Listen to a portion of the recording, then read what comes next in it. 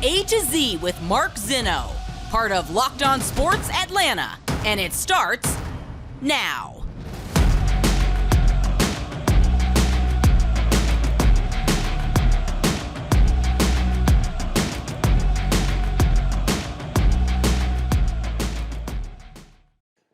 Good afternoon. Welcome to A to Z here on Locked On Sports Atlanta, where today I tell you we could be entering dangerous territory. Welcome in. We are live here on this Tuesday. Appreciate you guys starting this rainy day here in Atlanta with me. And thank you so much for being part of Locked On Sports Atlanta and our big subscriber base. Over 2,000 subscribers on YouTube right now and growing super fast. Give us a follow on Twitter at Locked On ATL. Of course, you can follow me at Mark Zinno, MarkZinno. We'll get to a recap of the home run derby last night, a little preview of the All-Star game tonight, all coming up. But we want to start today with SEC Media Days as they kicked off yesterday right here in Atlanta.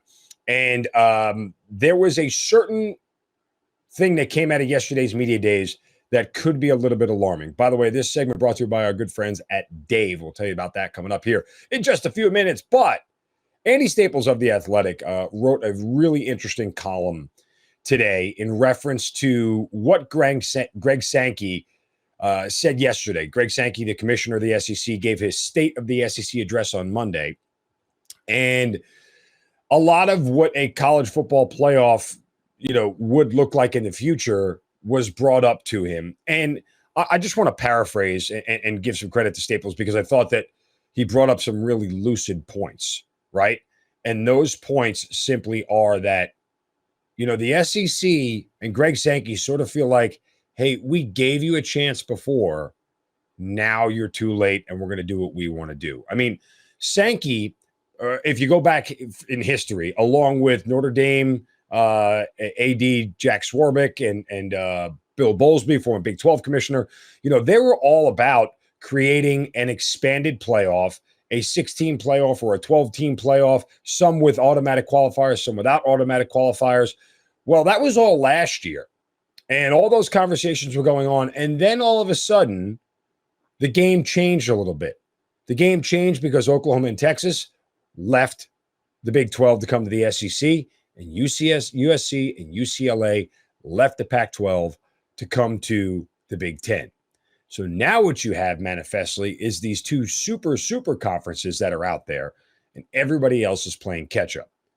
Now, in the eyes of most people, legitimately, if you have two super conferences, it's easy to acknowledge a playoff as the way to crown a champion, even if it's, again, NFC, AFC, right? Eastern Conference, Western Conference. Like you just, whatever is underneath that umbrella, you'll be able to crown a champion from one side of the ledger, and the other side of the ledger, they play each other, and that's the grand champion kind of deal. So with the two super conferences right now, I don't think anybody really acknowledges whether it's continually going to be an SEC opponent versus a Big Ten opponent playing for the national title in the next couple of years. What I do think is that the rest of the conferences have to figure out a way to remain relevant, and now the SEC and Big Ten no longer have reasons to play in that game, right? Like they don't have to help out the other conferences. And I think Sankey, and Andy Staples points this out, was alluding to that yesterday, that it was kind of like, well, you had your chance. We were willing to work with you. We wanted an expanded playoff. We were looking for, ways to do all these things, and you guys didn't act, and nothing happened. And guess what? Now we're in a spot where we have all the leverage that we as in the SEC and the Big Ten, and you guys have nothing. And so we'll call the shots now since you didn't take part in doing it before. So this could change the landscape of college football going forward. I still think college football can, quote, be saved, as they say.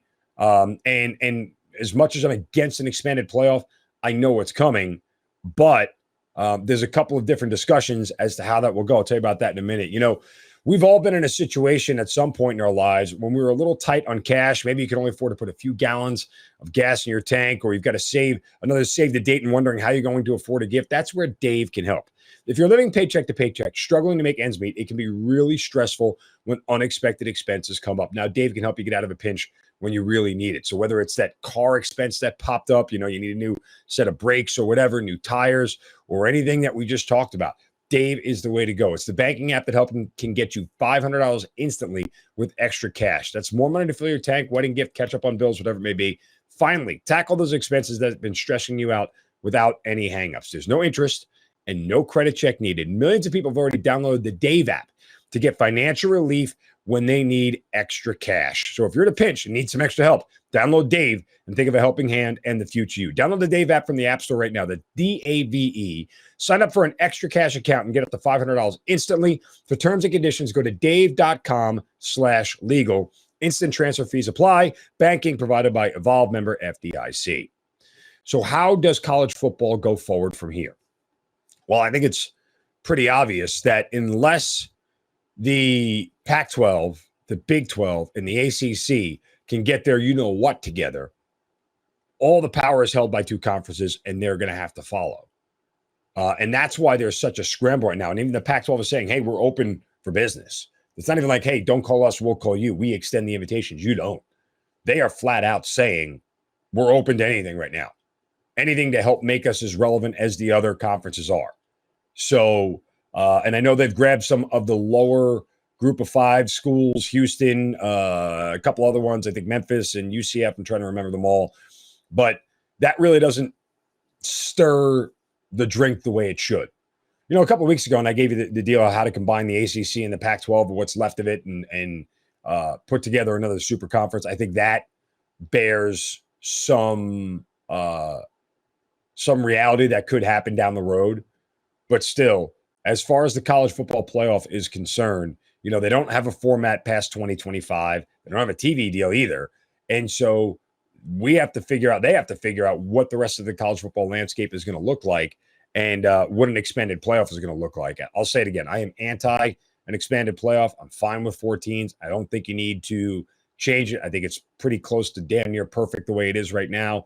That said, I understand why we would get an expanded playoff simply because of the money involved and the TV deals and everything else. And, you know, Sankey had large ambitions on a playoff. More than 6 teams, 12 teams with only 4 automatic bids from conference champions, or 6 automatic bids. It was from conference champions, 6 at-large bids. But, you know, Sankey is all about at-large bids right now because he wants as many schools from his conference to go to the playoff as possible. Hand out as many at-large bids as you can. You'll get 5 or 6 teams in the college football playoff from the SEC pretty much every year if you're going to 12 teams. So that's all in his favor. But SEC Media Days will continue to evolve. We'll see more about how they're going to unravel this thing and sort of untie this huge knot and get it all fixed. And it'll be I'll be anticipating to hear from the commissioners, the rest of the commissioners, and their thoughts coming up throughout the rest of this week. All right, coming up next, if you thought this was going to fix our guy, didn't look like it. That's coming up next right here on A to Z on Locked On Sports Atlanta, free on YouTube and wherever you get your podcast. Search Locked On. Welcome back into A to Z here on Locked On Sports Atlanta, free on YouTube and wherever you get your podcast. You search Locked On Sports Atlanta. Of course, thank you guys so much for being part of our network here. As I mentioned earlier, growing over 2,000 subscribers already in YouTube in just a few short months. We certainly appreciate it. Share the stories, tell a friend, get everybody to subscribe. Give us that big thumbs up. Check out all the shows right here on Locked On Sports Atlanta, whether it's A to Z, Hitting Hard with John Chuckery, ATL Day Ones. Don't forget about our Braves postcast that will pick right back up once the second half starts. And, of course, Locked On Falcons and Locked On Hawks. This segment brought to you by our good friends at betonline.net. Okay, the home run derby last night. I will say this much. If you follow me on Twitter at Mark Zinno, I got one thing right yesterday, called it that Albert Pujols would win his first round matchup against Kyle Schwarber, and he did. Cash ticket, cha-ching, very nice. So we are happy about that. I kind of thought Corey Seager was going to win this thing. In reality, I think he would have won the thing had Julio Rodriguez not had an amazing first round of home runs. He had 32 bombs in the first round, which is insanely high. I think it was Seager hit 26, 24, whatever it was. It was like some insane. It was a round that was good enough to get Seager out of the first round, but it just wasn't as good as the guy he went up against. So, is what it is. Juan Soto ends up winning the thing. Pete Alonso denied the three-peat. In fact, Pete Alonso probably should have lost in the first round to Ronald Acuña Jr. Alonso did not have a good first round. Not typically what we've seen from him. He struggled, but Acuna struggled more. And for those of us who thought maybe the home run derby was going to fix his swing and he was going to find his groove, didn't look like it last night. He didn't look comfortable at all. He certainly didn't look like he had that home run stroke. He just didn't have it. And it's not saying it's easy to have it, because it's not. But I think some of us who are hopeful for the Braves were hoping that we would have got a better showing from Ronald Acuña in the Derby, because, well, it's better to have good feelings leaving the home run derby than you're hitting 18 home runs and didn't get out of the. That's not kind of what you wanted out of the whole thing. And Acuña may do the Derby again down the road, and he may eventually win the thing, because he's the guy who can get hot the most. Right? Like, it's one of those things where when you look at home run derby winners, they don't always come when they're early on in their career. He just may never do it again, because he doesn't have to do it again. But let's hope he can get right. Let's hope that the time off will certainly give him a chance to sort of refocus. And I assume he's going to bat first. I haven't seen the starting lineup yet, but I assume he's going to bat first for the NL. He'll be leading off in the top of the first. It'll be Acuña at the top of the lineup. And, Snit may let him get one at bat, play one inning in the field, and then get him the heck out of there. That's what I would do with all of my Braves players. If I was Snitker, I'd get them in the game early, get them an inning, get them an at bat, and get them the hell out. Because there's no reason to keep them there whatsoever. Let them go enjoy their All-Star break. They're going to have Wednesday off, Thursday off, and they'll resume baseball on Friday when they come back. So I think Snit will try to be favorable to his players as much as possible. And as far as the game tonight, you have the American League and the National League, and the American League is actually favored in the game, but not by a big margin. It's pretty close. They're minus 1.5 on the run line, and the NL is minus 110 on the money line, which means they are a slight favorite on the money line over the American League, which is minus 106. It's basically even money. So you're going to get Clayton Kershaw starting for the National League against Shane McClanahan. Let's see what kind of game we get. Sometimes I watch the All-Star game, sometimes I don't. Sometimes I care, sometimes I don't. Let's just see how I feel tonight. If there's going to be nothing else on TV, so it's not really going to matter. But I certainly will probably peek in at some point in time.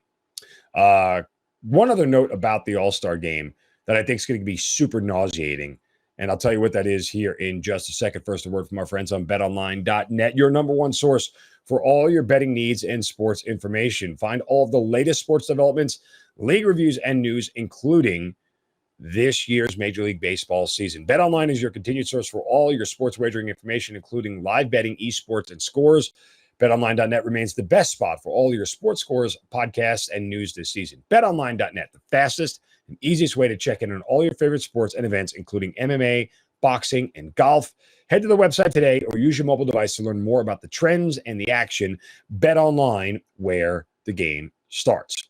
I was a little bit nauseated by this last night when it came to the All-Star game, and I feel like it's going to be even worse tonight when you have announcers who aren't trying to get home run balls or give home run calls every 6 seconds as they fly out of the yard.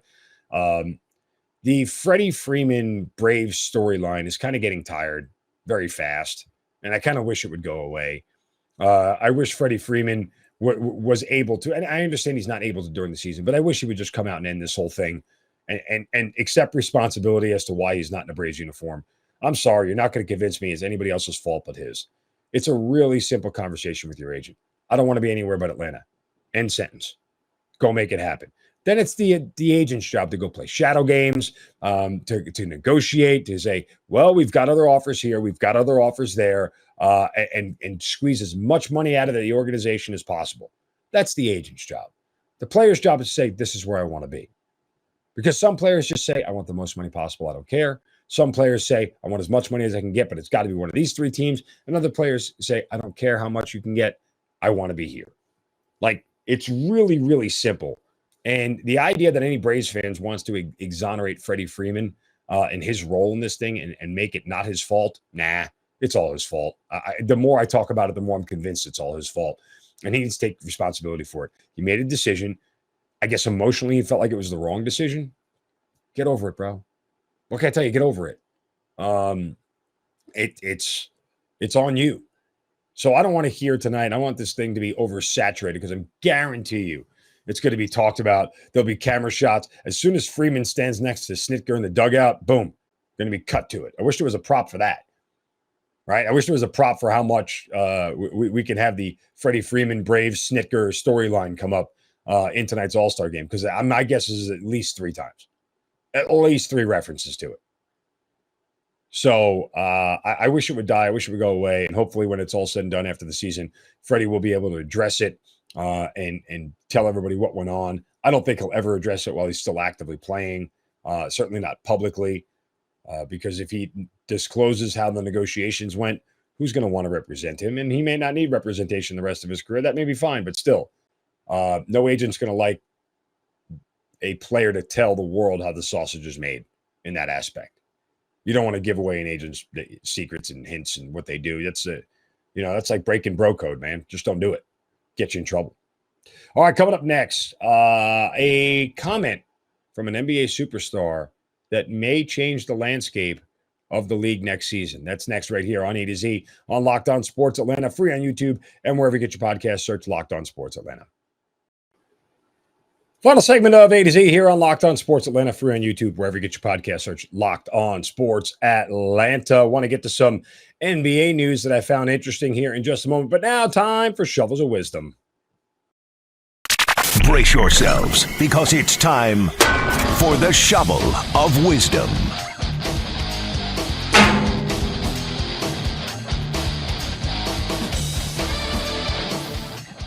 Yeah, that's right. Every day we like to pass out a shovel of wisdom to correct somebody, to get somebody straight for saying or doing something stupid. And today my shovel goes to Jeopardy fans. You know the game show Jeopardy? Yeah. More controversy around Jeopardy in recent years than when Alex Trebek was there, but may he rest in peace.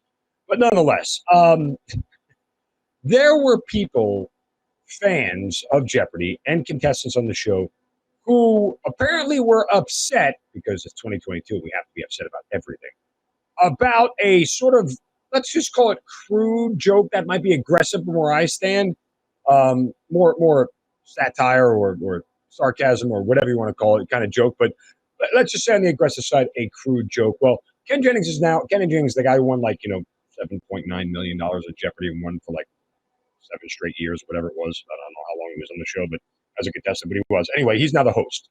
And Mayim Bialik filled in for him previously, but he is back as the host on the show. And yesterday, during the Double Jeopardy round, a clue for active Bible verses came up. And I'm actually going to let you hear the answer. I'm going to read the question as if I was Ken Jennings. Then I'm going to let you hear the answer. Are you ready? Okay. Active Bible verses.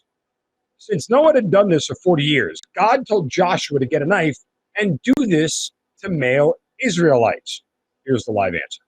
What is circumcised? That's correct. A painful 2,000 for you. Okay. And the contestant made this weird face. A painful 2,000. Yeah, okay. Last time I checked, circumcision's not fun. Not a party. Now, some people make it a party, but that's neither here nor there. Last time I checked, I got twin boys. Circumcision, not fun. Got one of my own. Don't remember it. It wasn't fun. Why are people so offended by everything? I can't understand this for the life of me. The joke was not that crude. It was not that off-putting. He made a wry, funny joke, a painful 2,000. Yeah. It's if you get kicked in the you-know-what, it's painful. Make a joke out of it. People laugh. Why do people enjoy seeing people getting hit in the nuts? Because it's funny, but it's still painful. Lighten up, people. Lighten up. You really need to get over it now. It's getting bad. I'll say that much. I don't want to turn this into any sort of political show. It's getting pretty bad. All right, before we get to the NBA, a word from my friends at Coffee AM. Atlanta's based small batch coffee roaster that is just absolutely fantastic. Now part of my daily morning regimen. Guys, I got this box in the mail from them a couple of weeks ago. When I opened it up, man, the smell in my face like nothing else. I mean, if you like the smell of coffee, if you like coffee, imagine when you get this box, what it's going to smell like. Just go for like 10 minutes straight, because that's what I did. You're talking about the freshest coffee you can get. Why? Because Coffee AM roasts and ships them the same day or very close to it. I mean, the quality, they only roast current crop specialty grade coffee, and coffees from around the world, guys. I've had one from Kenya, like rainforest coffee from Brazil, Sumatra, organic, fair trade, direct trade, expertly crafted blends, espressos and flavored coffees, gourmet teas, and a whole lot more.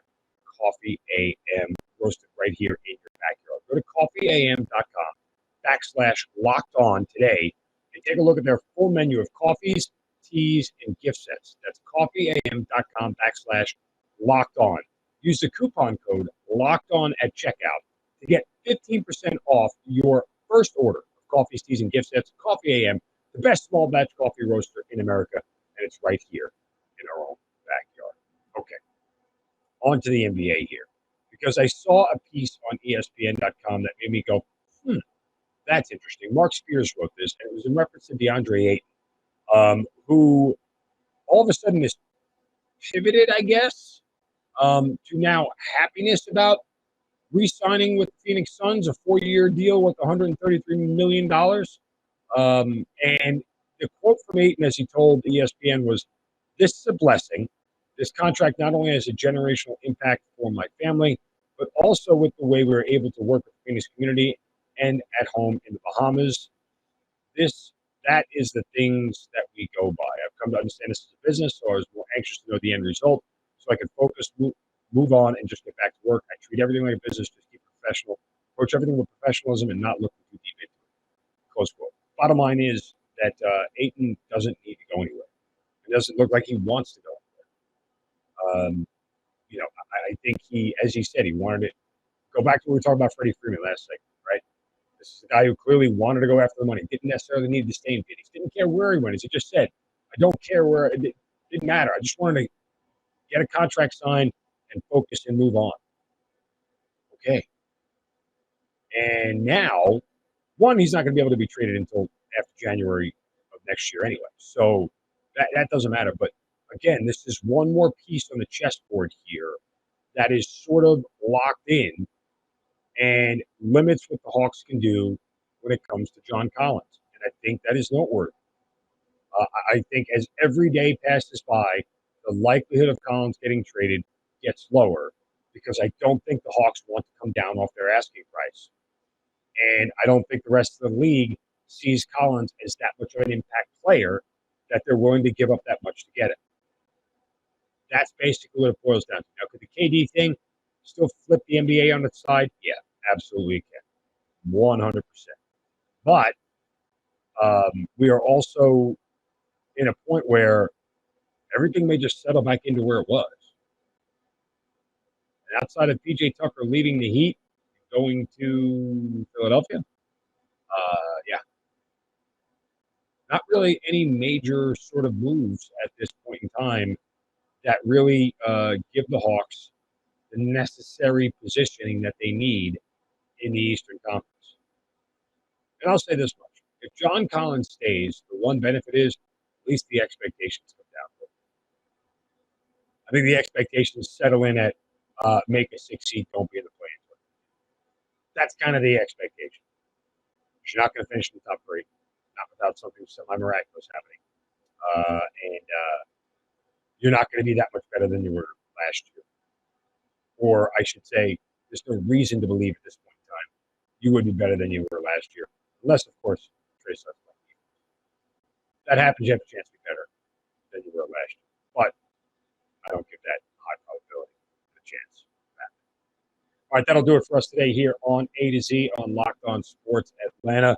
Make sure you guys give me a follow on Twitter at Mark Zinno. Follow the entire network at Locked On ATL. Back tomorrow with the Wednesday edition. You guys have a great day. Don't give me crap.